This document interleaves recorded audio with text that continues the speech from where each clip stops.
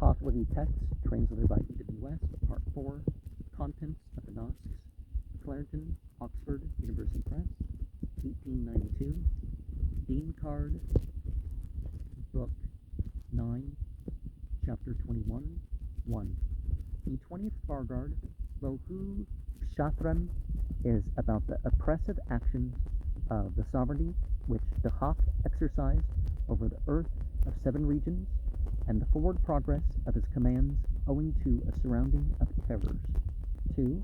About the Hawk's inquiry of the members of the assembly regarding the reason of the affliction of the collected people after the cutting up of Yim and the accession Kudayeh of the Hawk, and the people sang and replied to the Hawk that Yim had kept away want and destitution, hunger and thirst, decay and death, lamentation and weeping from the world, besides the cold and heat of the immoderate mingling of the demon with mankind. 3. And this too, that a giver of comfort was Yim, that is, those things were produced by him which are the comfort of mankind, and he was a giver of desire for them, so that his happiness was through the gratification produced, that is, mankind gratified him through virtue. 4. And Udak made Yim the splendid and rich in flocks, who was struck down by you through violent assault, unauthorizedly desirous, barak, and eager for the world. Produced want and destitution, distress and greed, hunger and thirst, and the sanctifier of wrath, the wounding assailant, want without pastures, terror, destruction, the secret moving, decay, the decrepit, and the 7 archdemons. 5. And this too, that those who look for a son are made devoid of pregnancy by thee. Evil destined is the monster, see pest, self-made, the uncompleted demon, that is, it is impossible to seek a remedy for, who does not extend la valed from himself, that is, no lineage proceeds from him. 6. And thou art a sheep, that is, a wide traveler, and keeps the dog away from mankind. Thou hast snatched away from us the bright radiance of Yim, the splendid and rich in flocks, who came out on every evil contingency. At the approach of every winter, are scorched by extreme heat, so as to act for the benefit of his place. 7. Thou art intelligent, O Bevarasp. Do thou even tell how this opinion is so, that a bad ruler is a thing which is so bad. He who is a good ruler is our desire.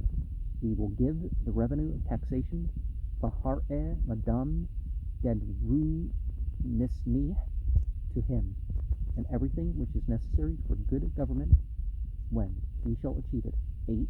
About the smiting by Fredun, for the sake of killing the Hawk, the striking of his club upon the nape of the neck, Pelik, the heart, and even the skull, and the Hawks not dying from that beating. 9.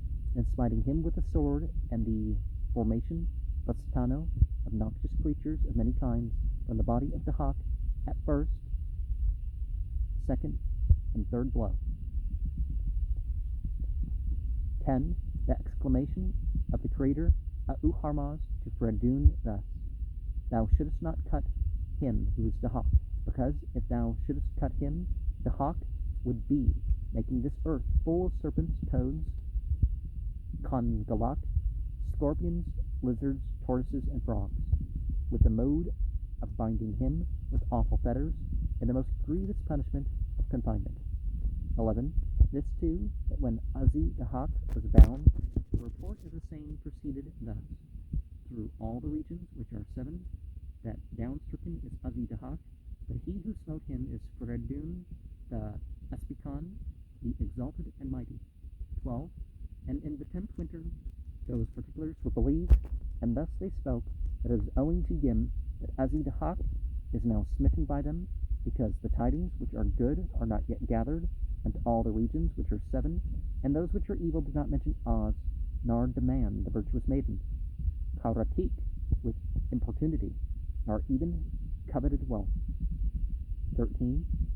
This too, that when information came to him of women or property that seemed to him desirable to possess, they were then admitted by him into a golden cage, and that which was completely impregnable, Airisto, came on through immaterial space, Ma'inog Divaki, to the den Grestato of Azidahak. 14. This too, that though he who smote him were his brother, or descendant, or kinsman, or anyone whatever of his nearest relations, it did not seem to them as that which is grievous, and it was not thought of in their minds, so that it did not occasion them even a reminiscence again. And thus they talked, that if a householder be he that smote, he is one for whom all the fires of the religion are suitable. But that householder, being a monarch, he that smote is one who is every way the ruler. 15. This too, that at every place where he came on, and upon which his horse's hooves, Sappho, fell, the dense fire from them was for the protection of the horse's body. 16. This too, that through his confused Gumezako practicing of good deeds arose even the evil deeds of Azidahak. 17. About those of Mazendaran country, having consulted after the smiting of Dahak, as to turning Gastano to Tvaniras, and driving out Fredun therefrom, and as to the residence offered by the same place, through the great number fallen, also on account of their tallness, there are parts of the wide-formed ocean that come up to the mid-thigh, there are others that are up to the navel, and the deeper places are up to the mouth. 18. And when they have come to this region, they're producing grievous harm and destruction to the poor, and the coming of the people with complaints to Thredoon, and they're speaking thus, why didst thou smite Azidahak, who was a good ruler, as to prerogative, so that danger was kept away by him, and an inquisitor, the Go Yidar, from him, protected this region from those of the Mazendaran country. 19. And they also said this about the vileness of the Mazendarans, and the wretched state of the people of this region as regards them, that is, they then speak thus, since their habits are thus, since they are filthy. Dos homond, that is, dirt, karak, is theirs, possessing holes. Sulak homond, that is, holes are theirs, and having appellations. Kari tunisno homond, that is, they call to one another, we men, veer, think, and consider upon this, that they also are human beings. 20. About the encountering of Fredun with those of the Mazendaran country on the plain of Tasanikas, and disputing with them thus, you are of the Mazindar country, and I, Mano, have destroyed Azidahak, at the swiftest ruin, him who was a grievous sovereign of every one, demons and men. For that smiting of him, I am produced by Auharmazd, or overpowering, then his limbs made paralyzed by his own enmity, and then you destroy this country of mine, you who are of the Mazindar country. 21. And the Mazindarans thought slightingly Sapuko of Thradun, and spoke in a tone of derision thus, should it be so, that thou destroyest Azidahak by the swiftest ruin, him who was a good sovereign of both demons and men, and thou art produced by Auharmaz for that smiting of him, or overpowering then his limbs, even then we will settle in this place, and will stay in this place, and it is not thou that art exalted, who art an overgrown kabed, Aroyisno, huge sheep, with the speech of a hero among other people, and we would not admit thee here. 22.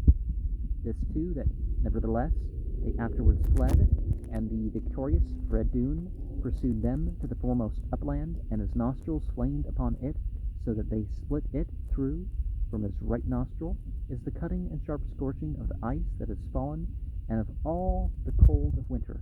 And from his left nostril is the cutting and sharp scorching of the rock that has fallen, which is similarly burning to a fire, the size of a house, carrying the dust from the feet of the male ox, Barmayun, of the obstructed victor, the mighty Fredun. 23. And he made it rush up on the ascent, whereby they are made figures of stone, and they who are of the Mazindar country are destroyed by him through the smiting of 50s, the smiting of hundreds, the smiting of thousands, the smiting of myriads, and the smiting of multitudes innumerable. 24. Thus there are destroyed by him the victorious and mighty Fredun, 2/3 of those of the Mazindar country, and 1/3 came out beaten and sick, and never afterwards, O Spitaman Zarathustra, have they who are of the Mazindar country marched upon this region of Kavaniras, and it has not been imagined by them, even in thinking about it, that they should go there, except those whose names were thus: Spitios, son of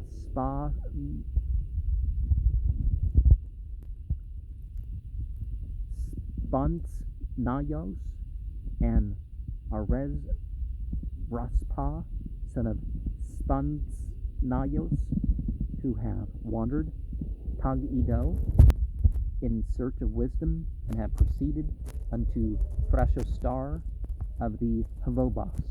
25. Perfect excellence is righteousness. And sometimes we don't need a particular type of government because of those who could be in power now, but because of those who could be in power later.